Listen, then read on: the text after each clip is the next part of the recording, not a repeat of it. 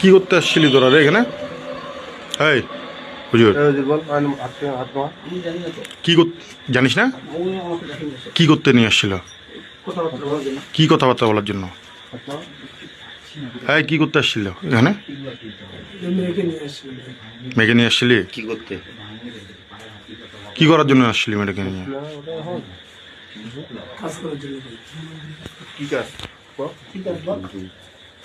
কি কাজ করার জন্য আসছিলি বল?